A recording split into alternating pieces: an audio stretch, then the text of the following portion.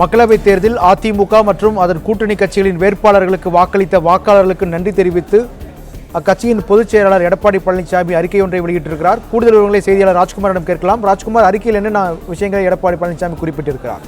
மக்களவைத் தேர்தலுக்கான வாக்கு எண்ணிக்கை ஏறக்குறைய இறுதிக்கட்டத்தை எட்டிவிட்டது. தமிழ்நாடு முழுவதும் இருக்கக்கூடிய 39 தொகுதிகளும் திமுக வசம் சென்றுவிட்டது. இந்த நிலையில்தான் அதிமுக பொதுச் செயலாளர் எடப்பாடி பழனிசாமி இந்த முக்கியமான அறிக்கையினை வெளியிட்டிருக்கின்றார்.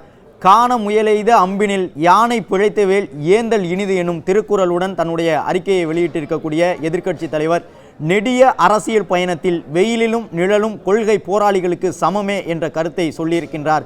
வீழ்த்த முடியாத மக்கள் பேரியக்கம் அதிமுக என்பது மீண்டும் மெய்ப்பிக்கப்பட்டுள்ளதாக எதிர்க்கட்சி தலைவர் தன்னுடைய அறிக்கையிலே சொல்லியிருக்கின்றார். நாடாளுமன்ற பொது தேர்தல் முடிவுகள் தாம் எதிர்பார்த்தது போலவே அதிகார பலமும் பணபலமும் பொய்ப்பிரச்சார பலமும் அறத்திற்கு அப்பாற்பட்ட சூழ்ச்சி பலமும் மிகுந்தவர்களுக்கு சாதகமாக வந்திருப்பதாக எதிர்க்கட்சி தலைவர் தன்னுடைய கருத்தை சொல்லியிருக்கின்றார். மேலும் தற்போது வெளிவந்துள்ள நாடாளுமன்ற பொது தேர்தல் முடிவுகள் மக்களின் எண்ணங்களை முழுமையாக பிரதிபலிக்கும் முடிவு அல்ல என்பதை தெரிவித்துக் கொள்வதோடு அதிமுக வேட்பாளர்களுக்கும் கூட்டணி கட்சியின் வேட்பாளர்களுக்கும் வாக்களித்த வாக்காளர் பெருமக்களுக்கும் தன்னுடைய நெஞ்சார்ந்த நன்றியை உரித்தாக்கிக் கொள்வதாக சொல்லியிருக்கின்றார்.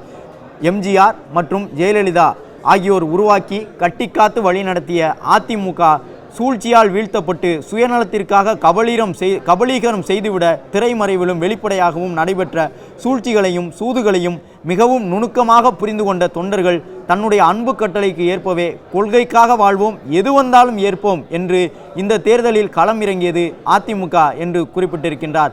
காண முயலெய்த அம்பினில் யானை பிழைத்தவேல் ஏந்தல் இனிது, காட்டிலே ஓடும் முயலை குறிதவரவாது கொன்ற அம்பை விட யானையின் மேல் குறிவைத்து தவறிப்போன வேலை தாங்குதல் வீரனுக்கு அழகாகும் என்ற திருவள்ளுவரின் பொது வாழ்வு இலக்கணத்திற்கு ஏற்ப இந்த தேர்தலை கணநேர சிறிய வெற்றிக்காக அல்லாமல் ஏற்றுக்கொண்ட கொள்கையின் வெற்றிக்காக துணிவுடன் எதிர்கொண்டது அதிமுக என்று குறிப்பிட்டிருக்கக்கூடிய எதிர்க்கட்சி தலைவர், தனித்து நின்றோம், கொள்கை வீரர்களாக தலை நிமிர்ந்து நிற்கின்றோம் என்று குறிப்பிட்டிருக்கின்றார்.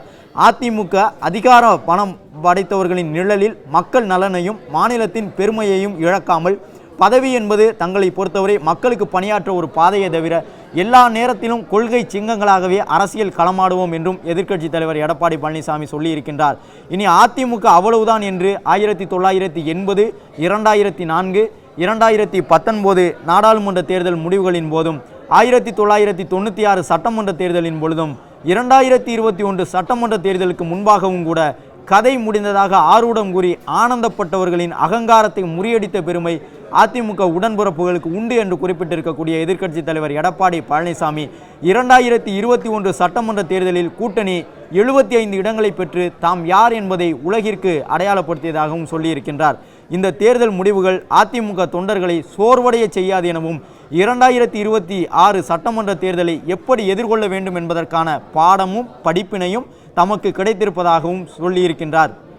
2026 தேர்தலில் மகத்தான வெற்றியை பெறுவோம் எனவும் எந்த பிரதிபலனையும் எதிர்பார்க்காமல் இதுநாள் வரை அதிமுக மக்களுக்கு ஆற்றிய தொண்டுகளை மனதில் கொண்டு அதிமுக கூட்டணிக்கு வாக்களித்த தமிழக மக்களுக்கு தமது வாழ்த்துக்களை மனமார்ந்த நன்றியை தெரிவித்துக் கொள்வதாகவும் கூறியிருக்கக்கூடிய எதிர்க்கட்சி தலைவர், தேர்தலின் போது அல்லும் பகலும் அயராமல் உழைத்த அதிமுக நிர்வாகிகள் மற்றும் தொண்டர்களின் திருப்பாதம் பணிகிறேன் எனவும் அதிமுக தொண்டர்களின் உழைப்புக்கும் தியாகத்திற்கும் என்ன கைமாறு செய்ய போகின்றேன் என்று கண்கலங்குவதாகவும் உருக்கமாக பதிவு செய்திருக்கின்றார்.